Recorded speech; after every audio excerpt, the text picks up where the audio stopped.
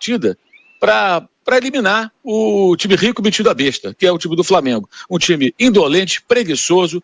Esse time merece gritos de time sem vergonha, que são assim tão repetidos por torcidas em derrotas. Porque falta mesmo vergonha. Mas não é só o time o problema. O Sampaoli também cometeu muitos erros. Não adianta ficar recuperando técnicos anteriores que também fizeram bobagem. O trabalho do Renato foi ruim. O Dorival, no final, já não tinha controle sobre esse grupo, que é um outro tipo de problema. Ou você tem um Dorival que tem que comer na mão dos caras, ou bota o Sampaoli que barra, não dá muita confiança e eles vão lá e simplesmente não correm, né? Então, qual é a solução? A solução não passa pelo técnico pura e simplesmente, passa pela diretoria e por decisões sérias com relação ao elenco. Porque existe uma panela, aí saem alguns componentes da panela e entram outros que compõem. Gente, os caras compõem e continuam ali. Tem um outro jogador que quer correr, quer fazer, mas a maioria...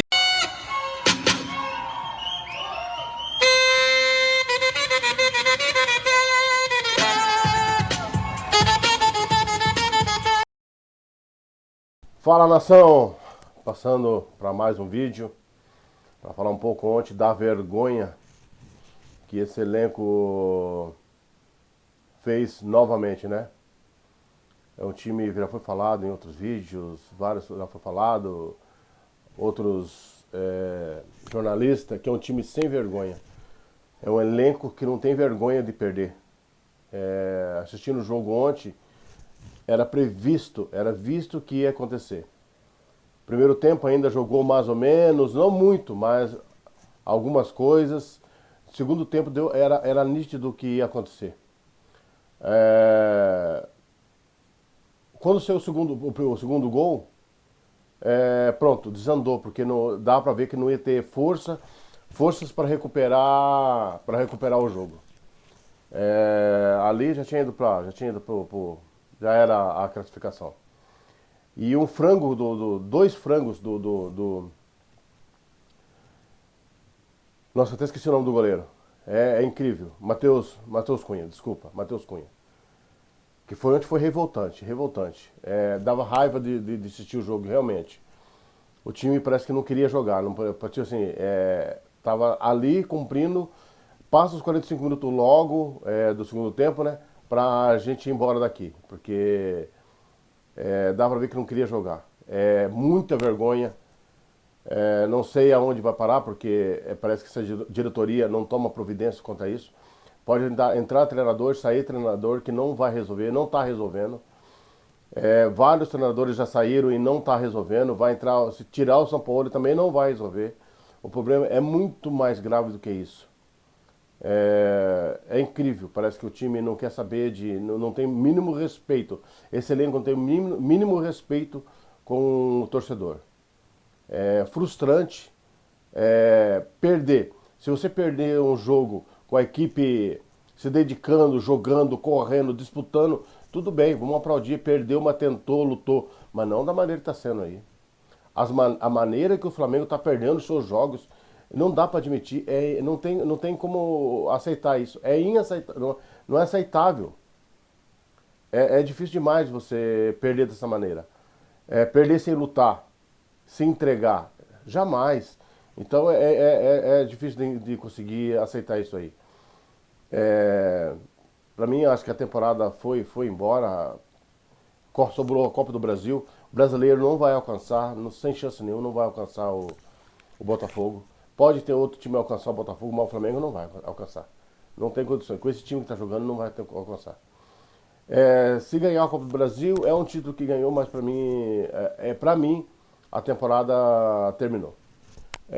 Porque o mais importante, tirando o brasileiro, é Libertadores. E ser desclassificado da maneira que foi desclassificado é revoltante. Realmente revoltante como foi. Então eu separei aí uma reportagem da Jovem Pan, Mauro César Pereira, juntamente com o Pilhado aí, falando um pouco do jogo de ontem, hein? Deixo vocês com o vídeo aí. Outra coisa que a gente tem que deixar claro, nem sei se o Mauro já tá aí, ele vai ficar louco quando ele ouvir isso, mas ele já deve estar escutando a gente, eu acho que vale trazer o debate, porque muito se falou, não só o Mauro, Flávio Prado, a imprensa inteira. Eu e o Piperno fomos os únicos que não achamos o Renato tão mal no Flamengo. Vale a gente dizer que o Flamengo do Renato venceu esse Olímpia por 9-2 no agregado. 9-2. 9-2. E o Flamengo do Sampaoli, que eu também acho, concordo com o Mauro, que é má vontade, não conseguiu eliminar esse Olímpia da Libertadores. Não conseguiu tirar esse Olímpia da Libertadores. Então, tem muita coisa errada. Uma diretoria que não sabe o que faz, uma diretoria que não tem pulso firme, uma diretoria que só passa a mão na cabeça do jogador, diretoria que passa de jogador. E anotem, em breve o Sampaoli vai cair. Vai cair. Por quê? Já estão conseguindo.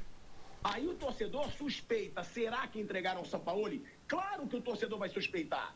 A gente pode cravar isso? Óbvio que não.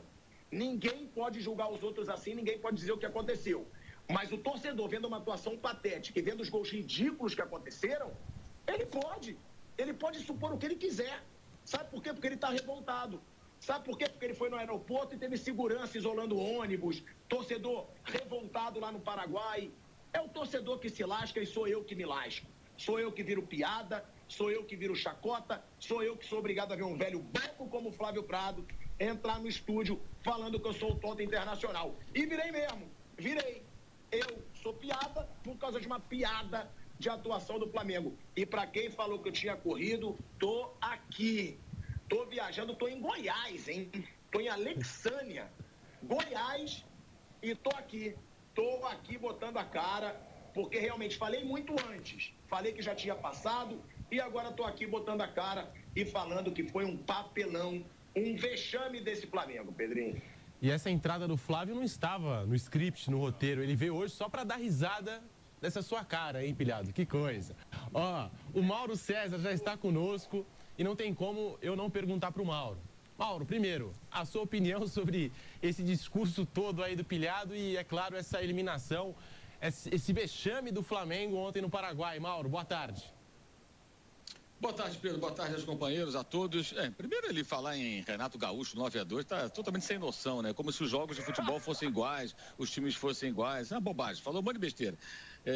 Agora, sobre o Olímpia ter levado a sério o que o Thiago fala no ar, é que eles não conhecem o Thiago, não sabem que ele é um personagem aí, o pilhado, faz essa onda toda. Não dá para levar a sério. E olha, ele nem precisava disso, cara, porque quem tá aqui percebe. Eu tô aqui desde quarta-feira. Os caras se mobilizaram, os caras se organizaram. Eu tô avisando isso desde o outro jogo que eu tô avisando. Cuidado com esse jogo. Os caras estão vivos, eles vão se organizar, vão se mobilizar. É um time tricampeão da Libertadores, é um clube importante da América do Sul, né? Olha a arrogância. E o Flamengo fez 1-0, ali acomodado, achou que estava bom no Maracanã. E eles se prepararam para o jogo, fizeram um recebimento ontem do time espetacular. Enquanto no Maracanã fica aquela voz lá, né? Tem uma voz no Maracanã, vai dizer, atenção, não soltem bombas, sinalizadores podem punir. Aqui os caras tocaram um F bem grande, acenderam tudo, fizeram um barulho danado, fumaça, bandeirão, foguetório, quase 5 minutos de foguetório. Já meteram uma pressão, entendeu? Fortíssima. Deram porrada em torcedor do Flamengo. Mostraram assim que vieram para ganhar. Um time limitadíssimo, orçamento de $500 mil do futebol do Olímpia por mês, ou seja, cortou em 2/3 nessa temporada pelas dívidas, transfer ban, enfim, um futebol até tosco do Olímpia, não é um bom time. Um time com um repertório muito fraco, jogadores limitados, mas que jogou uma partida para eliminar o time rico metido a besta, que é o time do Flamengo. Um time indolente, preguiçoso. Esse time merece gritos de time sem vergonha que são assim tão repetidos por torcidas em derrotas, porque falta mesmo vergonha.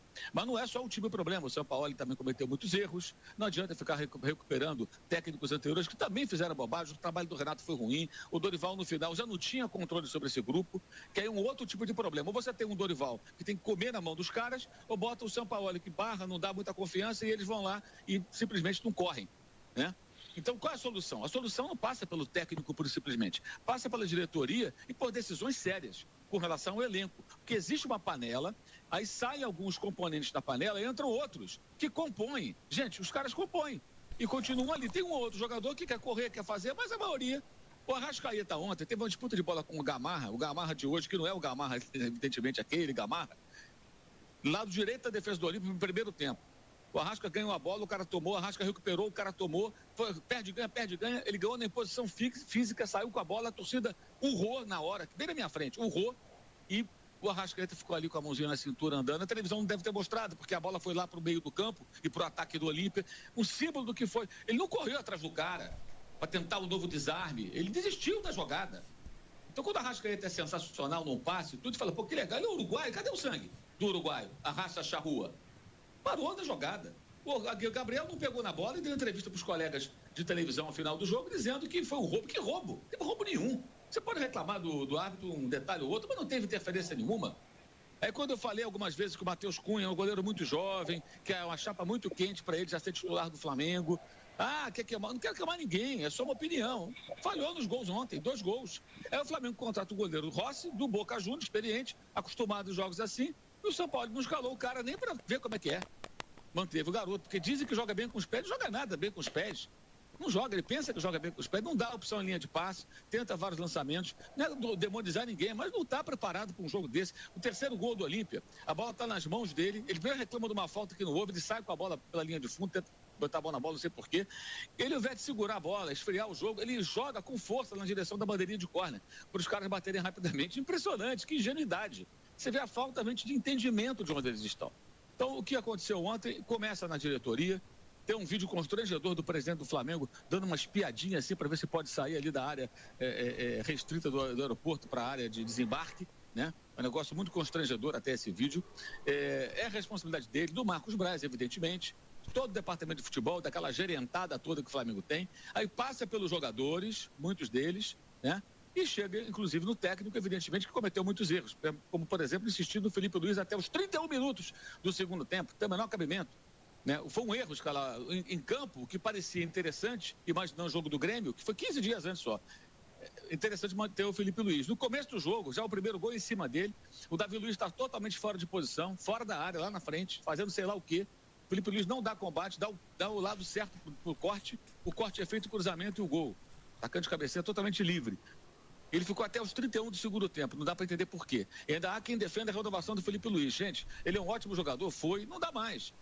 Vamos renovar com o Everton Ribeiro. Esquece, não dá mais. Aí eu fui na coletiva, fiz uma pergunta para o Everton Ribeiro e ele admitiu que foi vergonhoso.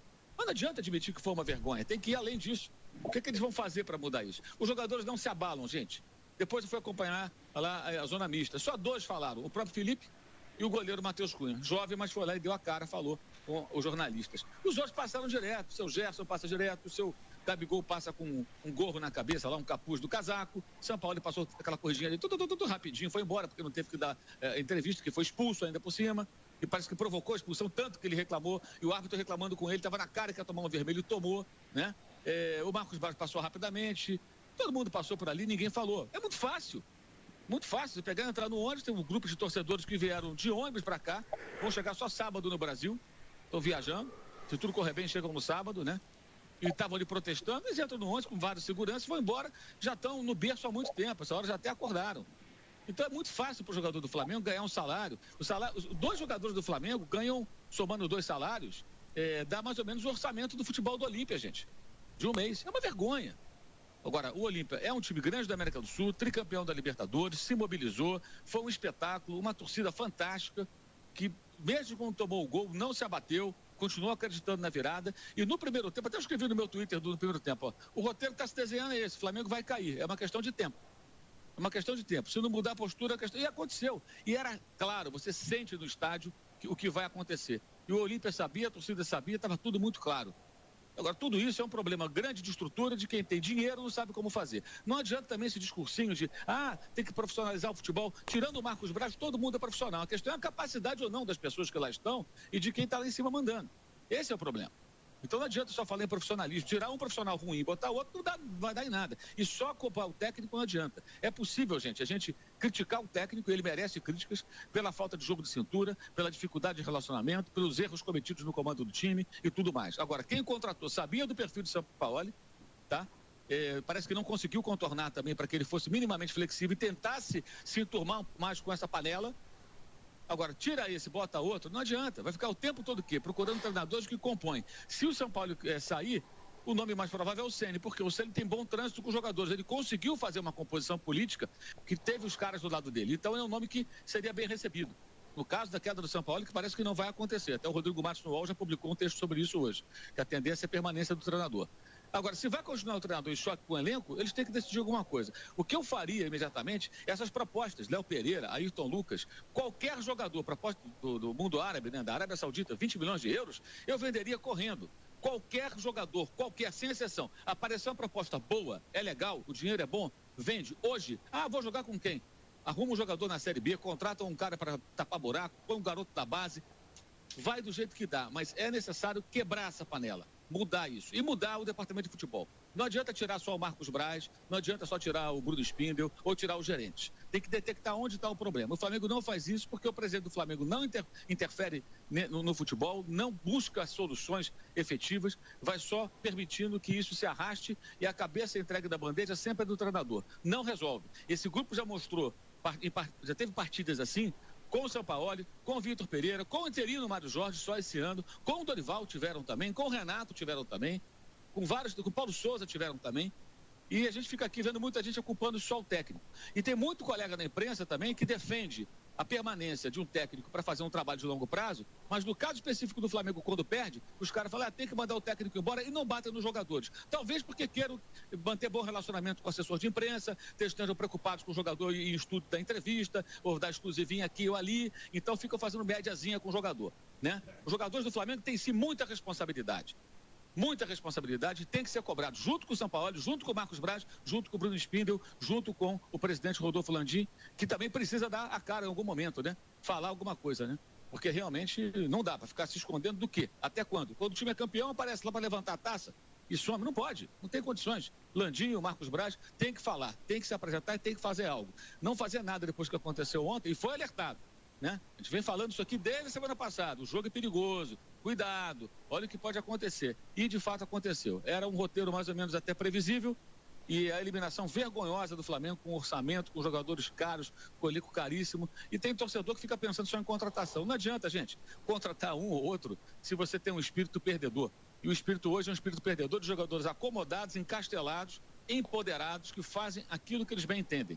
Enquanto não acabarem com isso, quebrarem de vez essa panela, isso vai resistir, vai continuar. E eu falei aqui já há vários dias, jogadores que não gostam do técnico, o técnico não faz também para trazer os caras para o lado, então não tem solução. Uma vergonha, não por perder para o Olímpia, o problema não é o clube Olímpia, mas o momento dos times, a dificuldade do clube paraguaio, a limitação do seu elenco, do seu futebol mesmo, e a diferença brutal de dedicação, de entrega, de profissionalismo de um time para o outro dentro de campo. Foi uma das vitórias mais justas dessa Libertadores e o Flamengo, de repente, até tem escapado de um vexame maior, que seria jogar contra um dos seus grandes rivais, que é o Fluminense, e tomar, de repente, 2 pancadas. Porque do jeito que jogou ontem, gente, poderia ser parecido um Fla-Flu como aquele 4-1 ridículo, da final, do ponto de vista rubro-negro, claro, da final do Campeonato Carioca. Daqui a pouquinho nós vamos ouvir a palavra do Gabigol, dos personagens desse jogo. Você que nos acompanha pela Rádio Jovem Pan, rápido intervalo e seguimos no YouTube. Estamos aqui no canal do YouTube Jovem Pan Esportes, vai deixando o seu like. Estamos aqui com uma audiência espetacular e só está começando o bate-pronto. Pilhado, vou devolver a palavra para você. Você chegou a falar do Renato Gaúcho nesse seu discurso inicial. Difícil falar em treinador agora, né? Depois de mais um vexame desse elenco do Flamengo. Então, respondendo ao Mauro, realmente eu sou um personagem. Sou um personagem, acho que precisa ter essa paixão de torcedor, mas eu sou um personagem também que eu falo o que eu penso, né, Maurão? Eu falo mesmo. Pra mim, o Flamengo já tinha passado pelo Olímpia. Já tinha. E eu achei uma vergonha não passar pelo Olímpia. Não, veja bem, eu acho que eles não têm que levar a sério, porque você faz essa onda toda, eles não sabem. Claro. Então você vai fazer a onda e tudo. E de fato o Olímpia era o adversário mais interessante possível pro Flamengo, isso é óbvio. Dos primeiros colocados, apesar da boa campanha na fase de grupos, era o mais interessante porque estava em crise, ficou 40 dias sem vencer, cheio de problemas financeiros, mandou o técnico embora, é óbvio que era o Olímpia. Agora, daí até o Flamengo entrar no jogo do Maracanã como entrou e não se mobilizar para esse jogo, vai uma distância muito grande. Se o Flamengo faz um jogo minimamente sério, o Flamengo não é eliminado pelo Olímpia. Agora, o que houve foi uma mobilização muito grande de um time, de uma torcida, e um outro time com empáfia. Ele, na verdade, não queria ganhar, né? Vamos falar português, claro. O time do Flamengo ontem não estava preocupado em ganhar jogo nenhum. A preocupação deles parece que era outra, estava em outro lugar. Isso é muito claro. E quando eu falo que escolhe jogo, os obtusos... É verdade isso aí que ele falou. Os obtusos acham que é obrigatoriamente numa competição. Não. Eles escolheram primeiro não jogar o Brasileiro. Mas, de repente, pega um jogo com o Fluminense, com o Palmeiras segundo tempo, no final contra o Atlético. Eles jogam, vira jogo, quase ganharam do Palmeiras. Primeiro tempo muito bom com o Fluminense, depois deu uma cansada, que eles estavam na maratona de jogos. Aí vem a Copa, joga bem contra o Grêmio. Agora resolveram não jogar no campeonato nenhum. Simples assim. Eles escolhem jogos. Se alguém acha que esse time do Flamengo não tem condições de fazer uma partida melhor do que fez ontem, é claro que tem. Agora, tem que ter disposição, interesse, mobilização, preparação. Não tem... E no final do jogo, cara, ninguém sai abalado. Você não vê um jogador do Flamengo, cara, como estavam os do River Plate, por exemplo, né? Ou do Nacional de Montevidéu, que eu estava acompanhando aqui no final. Aqui, eu fui o jogo do Botafogo na terça contra o Guarani, estava aqui no hotel, vendo o Palmeiras e de olho no Boca também. Cara, os jogadores do Nacional arrasados, que perderam nos pênaltis. Os do River estavam arrasados. Os do Flamengo saem, ó, parece que tá saindo da praia, sabe? Uma tranquilidade ali, naquela caminhada. Você não vê ninguém, assim, chocado, triste. Eu vi a saída dos caras. Ninguém cabisbaixo. Vergonha. Eles não se envergonham de perder. Eles não ligam para a camisa do Flamengo. O torcedor tem que acordar para isso. O problema não está só no técnico, gente. Há muito tempo. O Domenech, quando saiu, falava sobre isso, os problemas do Flamengo. Então, quando entra um técnico que compõe, a coisa vai. Quando o técnico não casa com os caras, não se curva a panela, ele dança. Pode ser qualquer um. Pode ser o Klopp, pode ser o Guardiola, pode ser o Ancelotti, pode ser o diabo que for. Pode voltar o Jesus. Eles são capazes de derrubar o Jorge Jesus. Vai por mim. Se eles não quiserem tomar esporro do Jorge Jesus, eles derrubam o Jorge Jesus. Eles derrubam qualquer um, porque quando não querem jogar, eles não jogam. Não tem explicação aquilo de ontem. Não tem explicação. E não aparecem para falar. Cheio de repórter lá ontem, era só parar na zona mista e falar. Gabriel Barbosa, parar e falar. Gerson, parar e falar. Não falam. E quando falam, foi um roubo. As últimas entrevistas do Gerson. Né, isso já passou, não sei o quê. Cara, tem que dar cara. Não dão a cara, não aparece. Não é para mim, não é para você, não é para os colegas jornalistas também, não. É para torcida do Flamengo. Eles não aparecem, é muito fácil. Agora, os caras do Olímpia pegaram você ali de gancho, claro, mas o que eu quero dizer é que é claro que você vai fazer a zoeira. O problema não está nas suas palavras, o problema está no comportamento do Flamengo.